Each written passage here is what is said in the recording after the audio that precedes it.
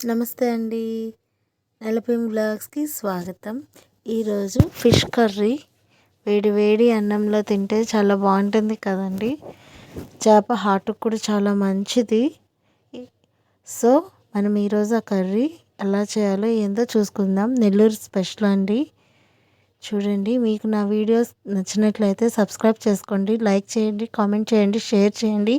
మీకు ఇంకేదైనా వంటకం గురించి తెలుసుకోవాలనుకుంటే కామెంట్ సెక్షన్లో కామెంట్ చేయండి. ఇప్పుడు మనం చేపల పులుసు ఎలా చేసుకోవాలో ప్రాసెస్లోకి వెళ్ళిపోదాం. చేపలకి తగ్గట్టుగా కాస్త చింతపండు నానేసుకోండి. ఓకే, తర్వాత చేపలను శుభ్రంగా బాగా నీట్గా కడిగి పెట్టుకోండి. నెక్స్ట్ ఆవాలు, జీలకర్ర, మెంతులు దోరగా వేయించుకోండి. Dry roast. చిన్న మంట పెట్టుకోండి, పెద్ద మంట పెడితే మాడిపోతుంది. దాన్ని పొడి చేసి పెట్టుకుందాం. 2 చిన్నుల్లిపాయలు వేసుకొని మెత్తగా పొడి చేసుకోవాలి. ఆవాలు, జీలకర్ర, మెంతులు. నెక్స్ట్ అల్లం, వెల్లుల్లి, ఉల్లిపాయ 3 కలిపి పేస్ట్ చేసి పెట్టుకుందాం. ఇలాగా చేపలకి తగ్గట్టుకండి. ఇప్పుడు చూపించేవన్నీ ఒక అర కేజీ చేపలకు కొలత. ఫస్ట్ ఉప్పు, కారం, పసుపు వేసి తడిపి పెట్టుకున్నాం. ఇప్పుడు మసాలా పేస్ట్ కూడా వేసేసి నీట్గా చేత్తో కలుపుకుందాం. ఇక్కడ చూపిస్తున్నట్టుగా. ఓకేనా అండి. ఫస్ట్ ఉప్పు, కారం వేసుకొని ఒక 10 నిమిషాలు పక్కన పెట్టేసుకోండి. తర్వాత అల్లం, వెల్లుల్లి, ఉల్లిపాయ కలిపిన పేస్ట్ని వేసి ఇలా కలిపి ఒక అరగంట పక్కన పెట్టేసుకోండి. ఈలోపు మనం కావాల్సినవి రెడీ చేసేసుకుందాం. చేపల కూరకి చూస్తున్నారు కదా, ఇలా చూపించినట్టుగా ఉల్లిపాయ, పచ్చిమిర్చి, 4 తెల్లబాయ రెమ్మలు, 2 టమాటాలు, పచ్చి మామిడికాయ, కాస్త కరివేపాకు అన్నీ కట్ చేసి పక్కన పెట్టేసుకుందాం. ఇప్పుడు కూర చేసేసుకుందామండి. ఆయిల్ వేసుకుంటున్నాను. బ్యాచిలర్స్ కూడా చాలా సింపుల్గా చేసేసుకోవచ్చండి వీడియో చూస్తే. ఆయిల్ బాగా హీట్ అవుతుంది. చేపలకి తగ్గట్టుగానే చింతపండు తీసుకోవాలండి. చేపల కూర అందరికీ కుదరదు. మనం కొంచెం జాగ్రత్తగా చేసుకుంటే బాగానే ఉంటుంది. ఆవాలు, జీలకర్ర, తెల్లపాయ, వెల్లుల్లిపాయ, గార్లిక్, ఆనియన్, ఉల్లిపాయ ముక్కలు, పచ్చిమిర్చి ముక్కలు కూడా వేసేసుకొని, మరీ బ్రౌన్ కలర్ కూడా అవసరం లేదండి. కొంచెం అంటే హాఫ్ దాకా మగ్గితే చాలు. హాఫ్ ఫ్రై అయితే సరిపోతుంది. బ్రౌన్ కలర్ ఏం రావాల్సిన అవసరం లేదు. బిఫోర్ బ్రౌన్ కలర్ అనమాట. బ్రౌన్ కలర్ రావడానికి ముందుగానే అప్పటిదాకా వేయించుకోవాలి. అంటే ఎప్పుడు మీడియం ఫ్లేమ్లో పెట్టుకోండి, హై ఫ్లేమ్లో పెట్టుకోవద్దు. మాడిపోతే మళ్ళీ ప్రాబ్లం అయిపోతుంది. ఇవన్నీ ముందు పెట్టుకోవడం వల్ల ఏంటంటే అవి చేప ముక్కలకు అవి ఉప్పు, కారం అవి బాగా పడుతూ ఉంటుంది. చింతపండు కూడా నానబెట్టుకున్నాం కదా, దాన్ని పిసుక్కొని వాటర్ తీసుకొని పక్కన పెట్టుకోవాలి ఒక గిన్నెలోకి. ఈలోపు మన ఫ్రై అవుతూ ఉంది. నెక్స్ట్ టమాటా ముక్కలు కొంచెం సాల్ట్ వేసి కనుక వేయించేసామంటే పైన పీలు ఊడిపోయేదాకా వేయించుకుంటే సరిపోతుంది. కొంచెం మెత్తగా ఇల్లాలి.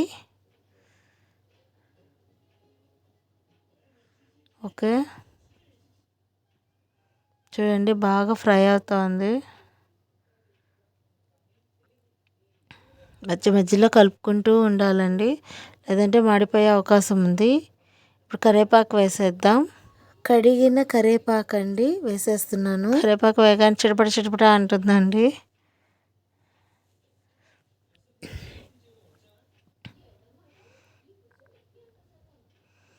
ఓకే, వేగిపోయినాయి. ఇప్పుడు మనం ఉప్పు, కారం, మసాలా వేసి నానబెట్టుకునే చేప ముక్కల్ని ఒక్కొక్కటిగా చిన్నగా దబర్లో వేస్తాం. చేపల పులుసు ఎప్పుడైనా ఎత్తు తక్కువ, వెడల్పు ఎక్కువ ఉన్న దాంట్లోనే చేసుకుంటుంటారండి.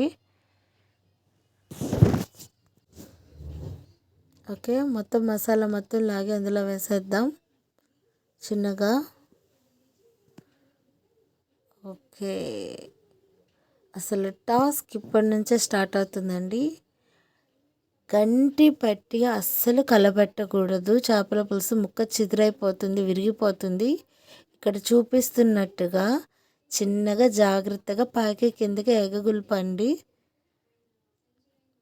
మీకు అలా చేయడం చేత కాకపోతే గ్యాస్ స్టవ్ పెట్టిన అరుగు మీదైనా సరే పెట్టుకొని అటుకి ఇటుకి దబర అట్లా ఇట్లా అన్న 4 సైడ్స్ నుంచి అనుకోండి, సరిపోతుంది. ఒక పక్కకి వంచుతాం కదా అన్నం వంచేటప్పుడు, అట్లా అనుకోండి. చేత అయితే ఇట్లాగే చేసుకోండి. నేను చెప్పినట్టుగా చేస్తే ఫస్ట్ టైం చేసిన వాళ్ళకి కూడా చాలా పర్ఫెక్ట్ కుదురుతుంది. ఇప్పుడు చింతపండు నీళ్ళు తీసుకున్నామండి, పిసుక్కొని ముక్కలు మునగార మాత్రమే పోయాలి. చాలా ఇంపార్టెంట్ ఇదేనండి. ఎందుకంటే మనం ఎక్కువ పోసేసామంటే చేప ముక్క విరిగిపోతుంది. పులుసు ఎక్కువైతే ప్రాబ్లం. త్వరగా ఉడికిపోతుందండి, ఉడకదనుకోవాల్సిన అవసరం లేదు. ముక్కలు మునగార మాత్రమే నీళ్లు పోయాలి. ఇక్కడ చూడండి, మీకు అర్థమవుతుంది. ఇప్పుడు కారం ఉప్పు ఏమన్నా వేసుకోవాలంటే అడ్జస్ట్ చేసుకొని వేసుకోండి. ఎప్పుడైనా నాన్ వెజ్ ఐటమ్స్లో ఉప్పు కారం ఎక్కువగా ఉంటేనే, కారం ఎక్కువగా ఉంటేనే రుచిగా ఉంటుంది. దానికి తగ్గట్టుగా ఉప్పు కూడా పడుతుంది. చూడండి, ఇక్కడ ఎన్ని నీళ్ళు పోసామో అర్థమవుతుంది కదా. ముక్కలు మునగార పోయాలి. హై టు మీడియం ఫ్లేమ్ మధ్యలో పెట్టుకోవాలి. లైట్గా ఆయిల్ పైకి వచ్చినప్పుడు మాత్రమే మామిడికాయ ముక్కలు వేసుకోవాలి. ఇందాక నేను ముందుగా వేయలేదు, మీరు గుర్తుందో లేదో, కావాలంటే వెనక్కి మళ్ళీ లాగి చూడండి. ఓకే, కొంచెం ఆయిల్ పైకి తేలుతుంది. ఇప్పుడు ఇందాక మనం ఆవాలు, మెంతులు, జీలకర్ర వేయించుకొని పొడి చేసుకున్నాం కదా తెల్లగడ్డ వేసి, ఆ పొడిని వేసేసాం. మూత పెట్టేశాను. ఎక్కువ టైం పట్టదు, ఈజీగా అయిపోతుంది అన్నీ రెడీ చేసుకుంటే. ఆల్మోస్ట్ చూడండి, బాగా ఉడుకుతోంది. ఆయిల్ చూడండి పైకి తేలుతుంది, చుట్టుపక్కల చూడండి అర్థమవుతుంది. నెల్లూరు స్పెషల్ అండి, చాలా చాలా టేస్టీగా ఉంటుంది. మళ్ళీ మళ్ళీ తినాలనిపించలేక ఖచ్చితంగా ట్రై చేయండి. ట్రై చేసి ఎలా ఉందో టేస్ట్ నాకు కామెంట్ చేయండి. ప్లీజ్ నన్ను సపోర్ట్ చేయండి. ప్లీజ్ లైక్ చేయండి, షేర్ చేయండి. బాయ్.